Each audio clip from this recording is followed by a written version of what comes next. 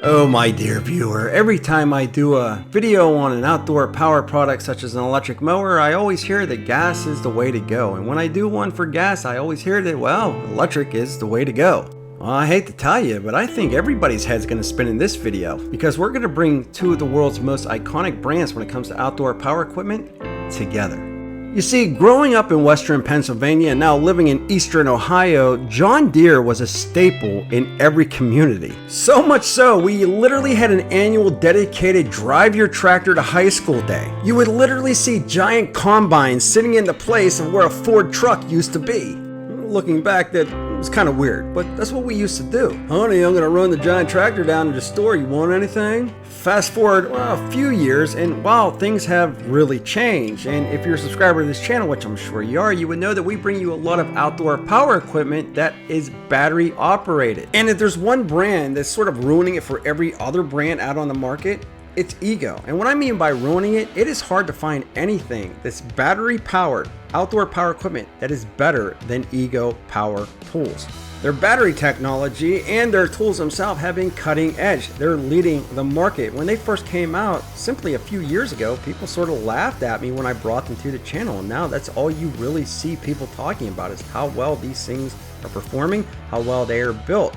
So when I got this notification, I can't say that I was surprised, but what I will say is times are definitely changing.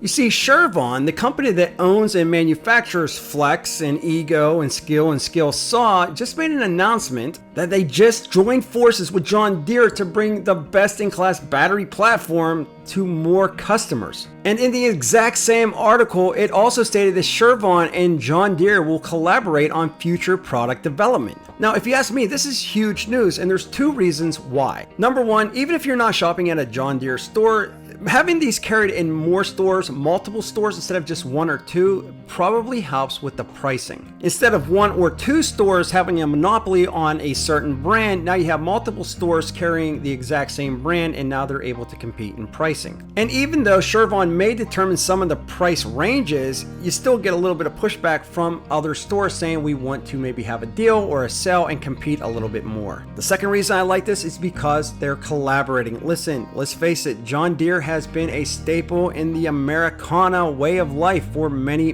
years. And Ego, even though they've been around for a fraction of the time that John Deere has, they have been very innovative and their technology is extremely good. And we might not just be talking about weed eaters and lawnmowers at this point now. We could be talking about large tractors that are battery powered, heavy equipment that is ran off a battery. Basically, the sky is the limit when it comes to these two working together. But I do want to state the obvious. I know I'm going to get comments saying that John Deere is gas, I'll never buy electric, it'll never work. And a lot of people said the exact same thing about their corded circular saws, that they would never give them up for a cordless one. And you see how the industry's going. You just can't find that many corded tools anymore.